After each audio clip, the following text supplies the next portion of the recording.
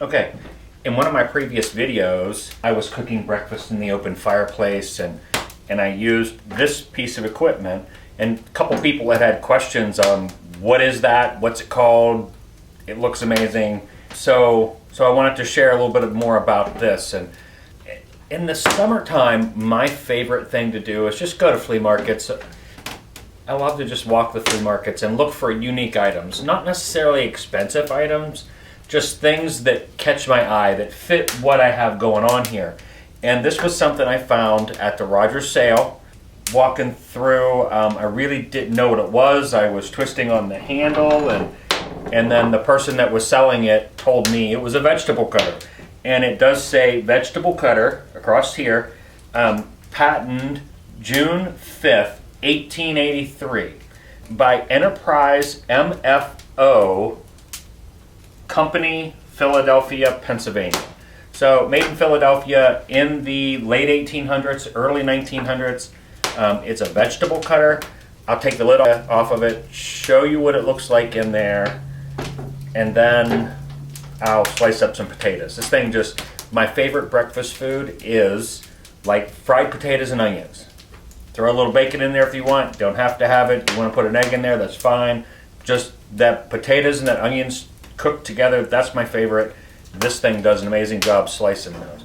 So the lid comes off. It has two separate doors to put vegetables in, depending on which way you want. If you want a big opening like for cabbage or whatever, or if you want a smaller opening for like a potato or a carrot, you can switch it around and use either or side.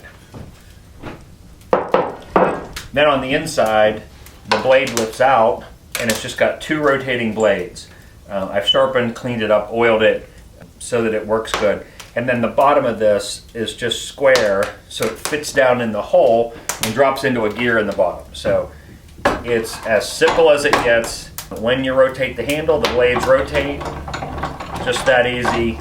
There's so much modern stuff out there, but why they ever got away from this simple piece of equipment is beyond me, because this thing works better than anything you plug into the wall.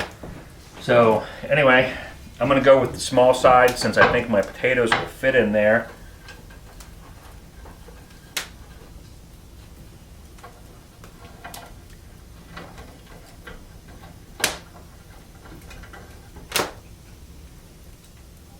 And you can actually see these bolts and everything are sort of hand forged. They're not your run-of-the-mill threaded bolts. So it really is a unique looking piece of equipment.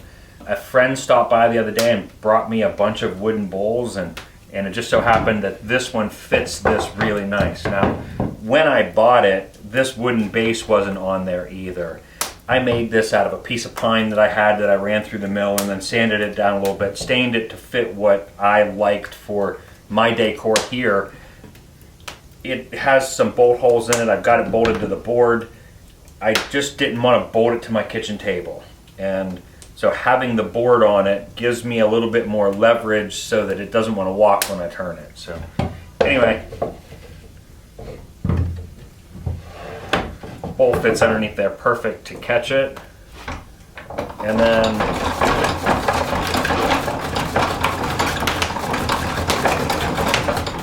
keep my fingers away from there though. Fried potatoes all day long.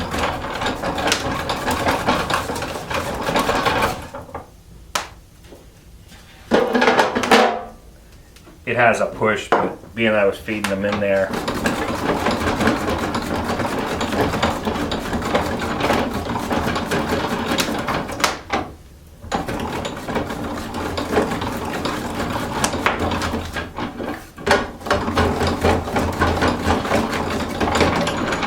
there you go.